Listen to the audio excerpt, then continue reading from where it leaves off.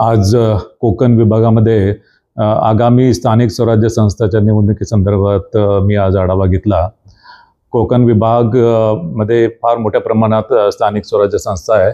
यामध्ये 5 जिल्हा परिषद आणि 45 पंचायत समिती आणि ग्रामीण भागामध्ये 57 लाख इतके मतदार आहेत आणि यासाठी 8311 मतदान केंद्र प्रस्तावित आहेत आणि त्यासाठी मोठ्या प्रमाणात मतदान यंत्राची सुद्धा आवश्यकता आहे। साधारणतः 20,000च्या जवळपास बॅलेट युनिट आणि 10,000च्या जवळपास मतदानचे कंट्रोल युनिट लागणार आहे। त्यासोबतच नगर परिषदेची संख्या ही 27 नगर परिषद नगरपंचायती यांचे इलेक्शन्स ड्यू आहे।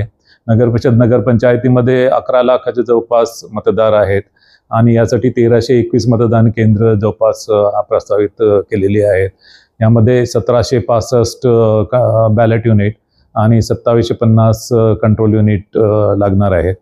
महापालिका कोकण विभागामध्ये 10 महापालिका आहेत, मात्र बृहन्मुंबई महापालिकेचा आढावा आज घेतलेला नाही, त्याचा आढावा सेपरेट घेणार आहे।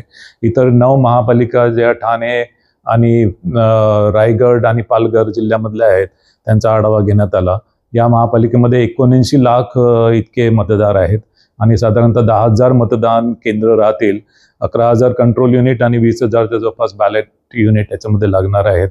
यावेळेस मतदान केंद्रात मोठ्या प्रमाणात वाढ झालेली आहे। याचे कारण ॲक्च्युली यावेळेस मल्टी मेंबर इलेक्शन्स होणार आहेत।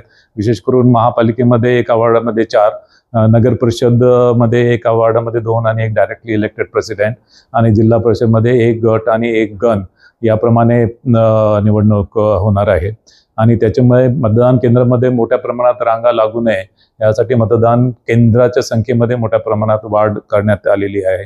याशिवाय सर्व मतदान केंद्र हे तळमजल्यावरच राहतील आणि या मतदान केंद्रामध्ये दिव्यांगासाठी सर्व सुविधा उपलब्ध केली जाईल। गर्भवती माता, वयोवृद्ध व्यक्ती आणि दिव्यांग यासाठी मतदान केंद्रावर सर्व फॅसिलिटी देण्याबाबत मी निर्देशित केलेले आहे। यावेळेस मतदार यादी ही आम्ही टेंटेटिव्हली 1 जुलै 2025 रोजीची मतदार यादी आम्ही निश्चित केलेली आहे। त्यासाठी निवडणूक आयोगाची मान्यता आम्ही मागितलेली आहे। ती मान्यता येताच मतदार यादी आणि त्याचं विभाजनाचं काम हे सुरू करण्यात येईल। अधिकाऱ्यांच्या उपलब्धते संदर्भात पण आज आढावा घेण्यात आला। मोठ्या प्रमाणात उपजिल्हाधिकारी आणि तहसीलदार आणि इतर संवर्गातील अधिकाऱ्यांची सुद्धा या निवडणुकीमध्ये गरज भासणार आहे। काही प्रमाणात अधिकाऱ्यांची कमतरता आहे, ती विदिन द डिव्हिजन अधिकाऱ्यांचं रिकन्सिलेशन करण्यासाठी मी सूचना दिलेल्या आहे आणि याशिवाय रेव्हेन्यू डिपार्टमेंट, नगरविकास विभाग याशिवाय इतर विभागाचे सुद्धा अधिकारी या निवडणुकीसाठी आम्ही डेप्यूट करणार आहोत।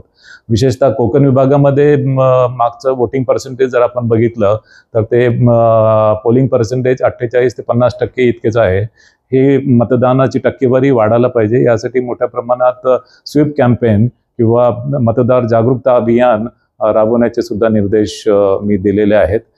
थोडक्यात कोकण विभागामध्ये पुढील स्थानिक स्वराज्य संस्थाची निवडणूक ही निर्भय, स्वच्छ आणि पारदर्शक वातावरणामध्ये होईल याची मी ग्वाही देतो आणि त्याप्रमाणे आमची तयारी आहे। याशिवाय सर्व मतदारांना मी आवाहन करतो की पुढील स्थानिक स्वराज्य संस्थाच्या निवडणुकामध्ये जास्तीत जास्त प्रमाणात आपण मतदान करून लोकशाहीला आपण बळकट करावे। धन्यवाद।